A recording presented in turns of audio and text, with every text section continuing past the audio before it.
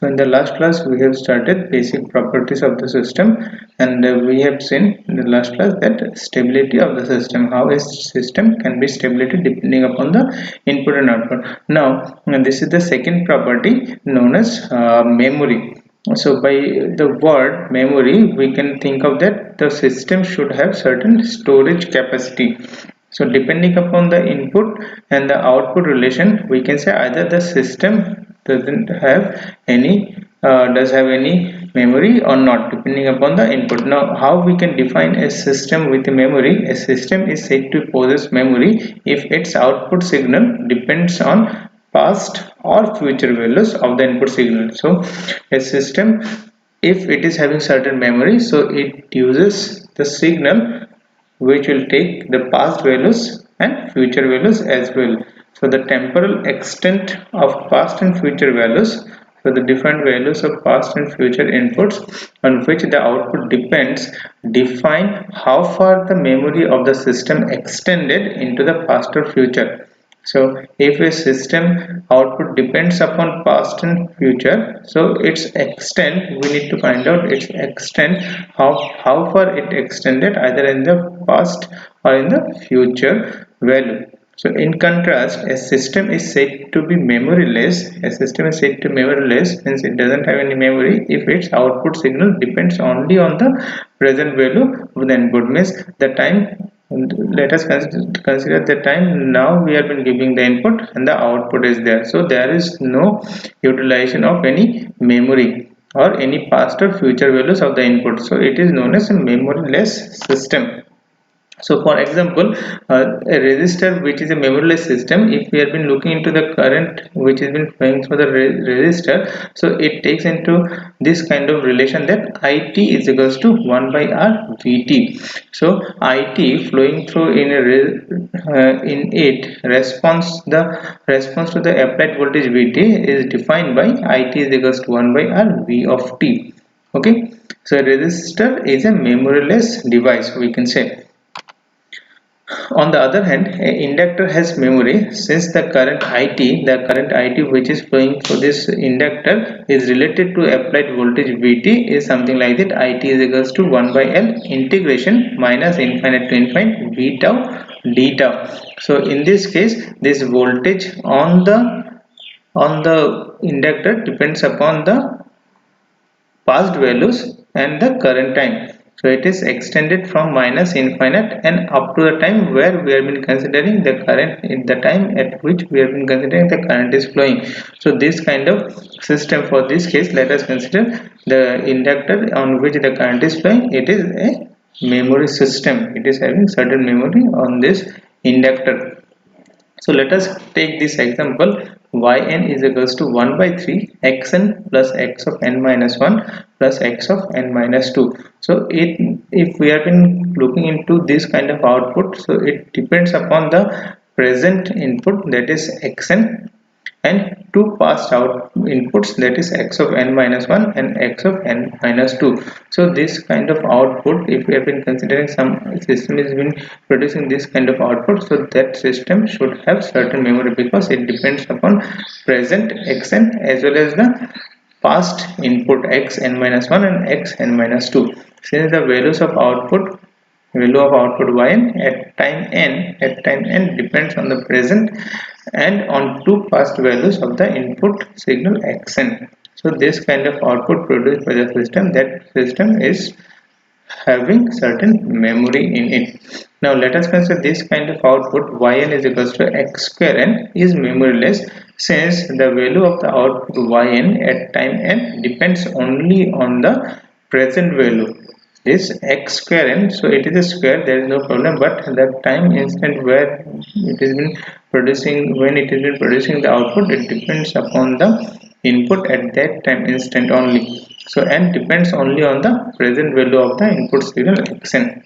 Now third property is the causality. So let us take into that.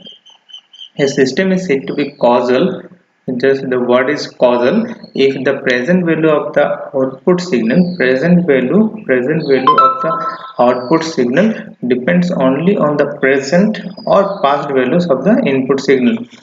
A system is said to be causal if the present value of the output signal, present value, let us consider at the time means right now, the present value of the output signal depends only on the present or past values of the input signal, present and past. In contrast, the output signal of a non-causal system, the opposite one, a non-causal system, depends on one or more future values of the input. So as a whole, we can say a system output, if depends upon present and past input values, then that kind of system is known as causal system. And if the system output depends upon the future inputs also, that is known as non-causal system. So let us take this kind of output from a system. It is same as the previous one, so it depends upon present action and the two past. So this is a causal system. Now if we take yn is equals to 1 by 3 x of n plus 1 plus xn plus of x minus 1. So this x of n plus 1, it is the future input. This xn is the present, this x minus 1 is the past. So it is a non-causal system because yn depends upon the future value of input signal x of n plus 1, x of n plus 1. Okay, now fourth property is the invertibility. Inverse, that means invertibility. So a system is said to be invertible, system is said to be invertible if the input of the system can be recovered from the output. So we can be recognize a system as an invertible or inverse system if we can able to recover the input from its output. If we can able to recover the input by, let us consider some system gives us some output, so from that output if we can able to recover the input, that is known as an invertible system. Okay. A set of operations. Now to recover the input from the output, we need to do some operations, or we need to perform some operation. Now let us consider the set of operations needed to recover the input. The set of operation needed to recover the input as a second system. When we have been going to recovering the input, let us consider that operations have been performed from another system. So that is what it has been said, that the set of operations needed to recover the input as a second system connected in cascade, means the system is been connected in series with that system, means one system after that another system is connected, that is called cascade connection. So to recover the input from the output of a system, that operation, some operations must be performed. So those operations have been performed by second system. Let us consider that system is connected in cascade with the given system. Okay, the output from which we have been collecting the output, the system from which we have been collecting the output, we need to recover the input from that output. For recovering those inputs, we need to perform some operation, and those operations have been performed from a system. So that second system connected in cascade with the given system, such that the output signal of the second system, the output signal of the second system is equal to the input signal of the input signal applied to the given system. Okay, so the second system connected in cascade with the given system, such that the output signal of the second system from where we will be collecting the output, so the such that the output signal of the second system is equal to the input signal applied to the given system. So what we have been doing, if in case of inverter system, that we have been thinking that we can able to recover the input from the output of a system. For that recovering, we need to perform such certain kind of or some operations. So for performing those operations, we need to use another system. So another system, the second system is in cascade with the original system or the given system, such that the output signal of that second system, is equal to the input signal applied to the given system. So let us consider we are having a system in which we are been giving some input xt. Let us consider, so the output of that system yt. Oh, right, some system, some black box is there, we have been giving some input xt, from that we have been collecting some output yt. So for that this system to be invertible, we need to prove that from this yt we can recover our original xt. So for this purpose, to recover this xt from this yt, we need to do some operations, we need to perform some operations. For that reason, we have been connecting another system out after this output. So what is happening? The output of the first system is acting as the input to the second system. So to recover the input, let us consider this second system can able to recover the input. So whenever this yt is given to the second system, the output of the second system should be like as the input, that is xt. Then only we can say yes, it is invertible system. That's first system is an invertible system. Now let the operator H represents a continuous time system with the input xt producing output yt. So some operator, some system H represents continuous time system which with which the input xt producing output yt. Let the output signal yt applied to the second continuous time signal, that is what I am just saying, this output yt is applied to a second continuous time system represented by the operator H inverse. This is the figure. So this is the first system. Here xt has been given. We have been collecting some output yt. So what is our desire? We need to recover this xt from this yt. So for this reason, what we are doing, this yt is been given to another system which is known as H inverse. So if this H inverse system can able to reconstruct or recover this xt from that, then we can say it is an inverse system. Whole of this, it is an inverse system. Okay. Now then the output signal of the second system is defined as, output signal of this second system is H inverse y of t, because it is the y of t is the input, H is the system. So this xt, whatever the output, this is the output signal of the second system. H inverse is equals to y of t, that is H inverse, this y of t is equals to h of xt. This y of t is replaced with h of xt. So what we can write as a whole, H inverse h x of t. So what we are doing in case of this system, this is the input yt, this is the output. So this output xt is H inverse y of t is the h of xt. So as a whole we can write H inverse into h xt. Assuming the operator H and H inverse connected in cascade are equivalent to a single operator H inverse H. Okay. Assuming the operator H, this operator H and H inverse connected in cascade, two systems are connected in cascade, are equivalent to a single operator. Let us consider some single system is there which can able to perform this H inverse into H. That is what we have been doing in this step, that this cascade connection of H and H inverse can able to perform a single operator or equivalent to a single operator H inverse H xt. Okay. So from this output signal, to equal to the original input signal xt, we require that, so if this is the output signal H inverse yt, if it should be equals to xt, this original input, then we require that H inverse H should be I. H inverse H should be I. Then only we can say yes, this is the I is the identity operator. Okay, I is the identity operator. So H inverse H is equals to I. Then only we can say whatever the output is here, it's supposed to be this input xt. So for this output signal to equal to the original input signal xt, this xt, we require that H inverse H is equals to identity operator. The output of a system described by the identity operator is exactly equal to the input. The output of a system described by the identity operator, described by this identity operator I, is exactly equal to the input. Now equation 2 expresses the condition the new operator H inverse must satisfy in relation to the given operator H in order for the original input signal xt to be recovered from yt. Okay, equation 2 expresses the condition, this equation 2 gives us the condition the new operator H inverse,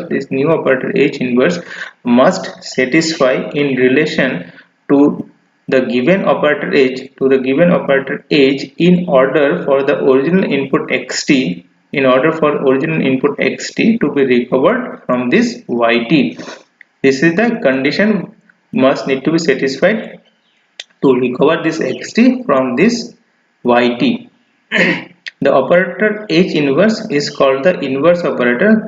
It is known as inverse operator, and the associated system is known as inverse system. So what we are doing basically, it is the given system, xt has been given to this system and yt is the output. So to recover back this xt, we have been connecting another system in cascade with this, that is h inverse, and that h inverse as a whole with this h has been producing the output which is same as xt. So we can get that output after satisfying this condition that h inverse into h is giving you the property of identity operator. Okay, so let us see some example. Consider the time shift system described by the input output relation yt is equals to x of t minus t naught is equals to s t naught xt, where this operator s t naught represents a time shift of t naught second. So find the inverse of the system. So this is the output being produced by certain system. So we need to find the inverse of this system. So this is the solution. For this example, the inverse of the time shift t naught seconds is a time shift of minus t naught seconds. Let us consider, if it has been shifted by t naught, so inverse system will be shifted by minus t naught. So we may represent the time shift of minus t naught by the operator s minus of t naught. Okay, so if this is gives us positive t naught, so if we have been thinking about the inverse system, that inverse system will produce minus t naught seconds. So we may represent the time shift of minus t naught if it is positive s of t naught. So the minus t naught time shift will be represented by minus of s of minus t naught, which is the inverse of s t naught. Thus applying s t naught to the output signal, this yt of the given time shift system, this is the output of the given time shift, this is the output. So if we have been applying minus of s minus of t naught to the output signal of the given time shift system, we get, we have been multiplying with minus s of minus t naught in the both side of this output.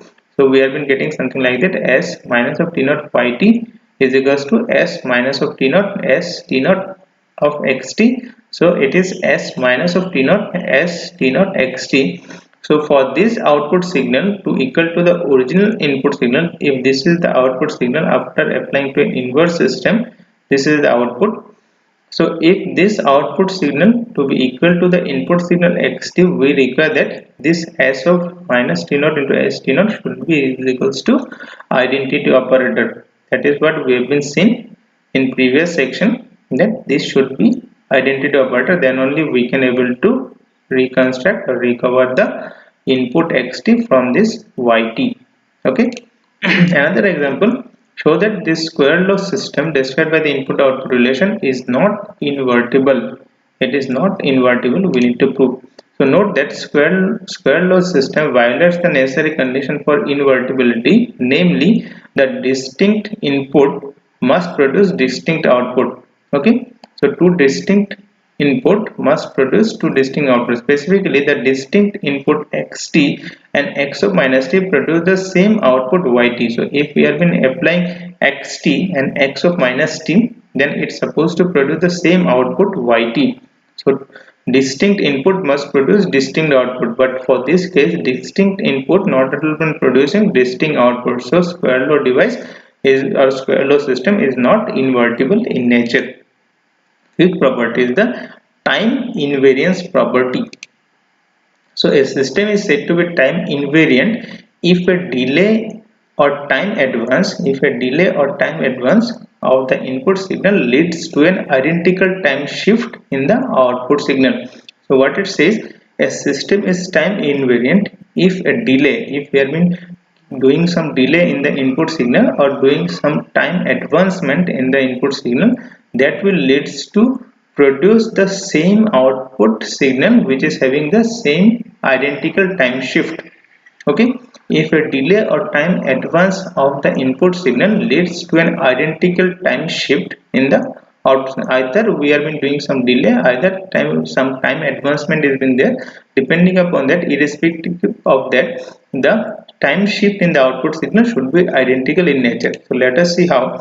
This implies that a time invariant system responds identically no matter when the input signal is applied.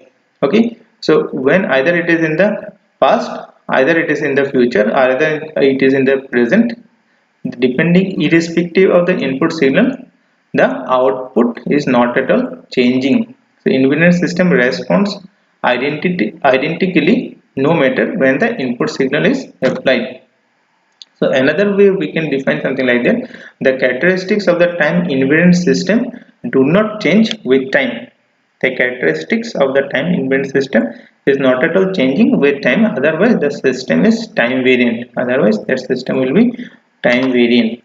So let us consider a continuous time system whose input output relation is described by something like that: y1t is equals to h of x1t. So some system parameter, some system operator h. So depending upon this input, when it is given to that system, it produces some output y1t.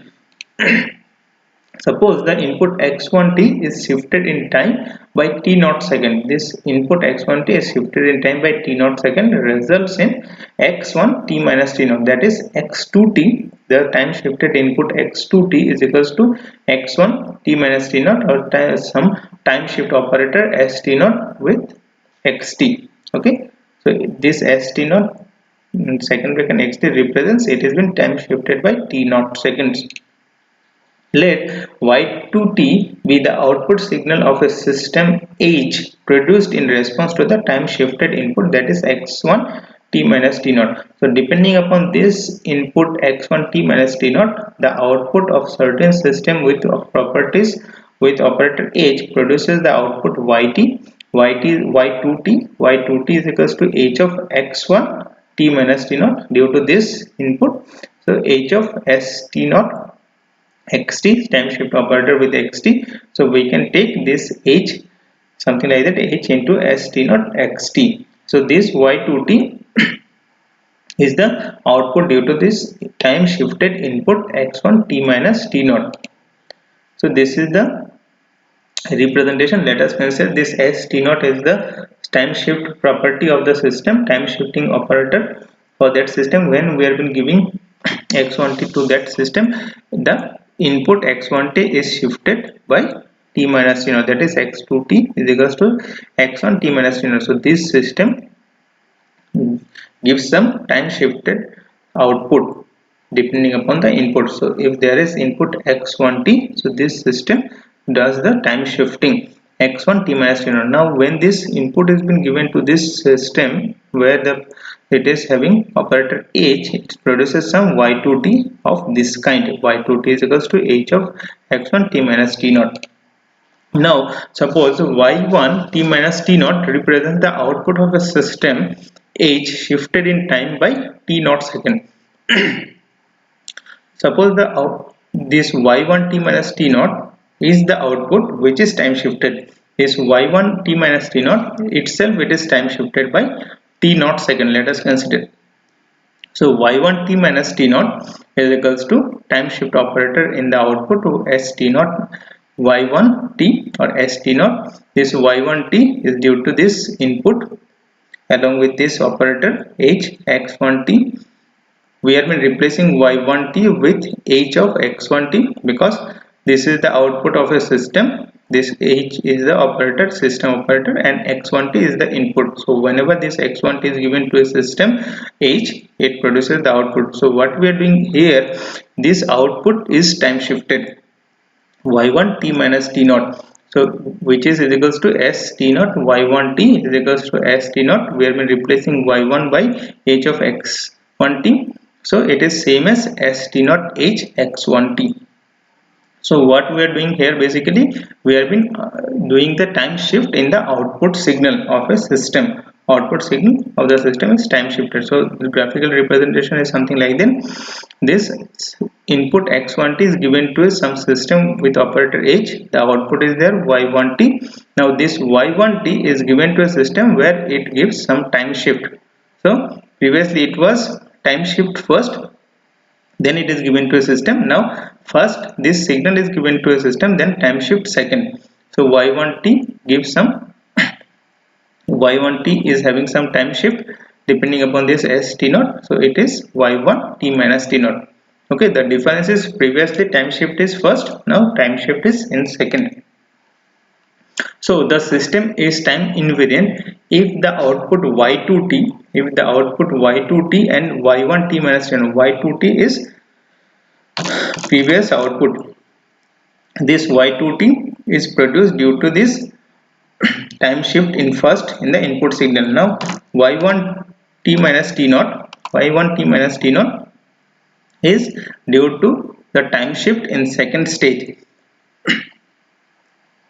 So the system is time invariant if the output y2t of the previous system and this y1 t minus t naught defined in equation 3 and this equation 4 are equal for any identical input signal x1t. Any identical, if there is any input signal x1t, so if we are doing the time shift in the input signal itself, then what is the output of the system, and if we have been doing the time shift in the output signal, in if both the cases, if these two are same, if these two are identical in nature, then we can say this is time invariant system. Otherwise we can say it is time variant system.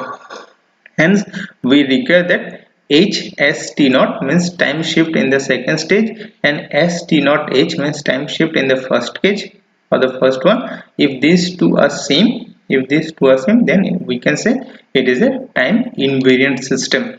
That is, for its system described by the operator H, a system described by the operator H to be invariant, to be time invariant, the system operator H and the time shift operator s t naught must commute with each other for all time t naught. For all t naught, they must need to commute with each other. This H system property and time shift operator s t naught must commute with each other for all time t naught. Then only we can say it is a time invariant system.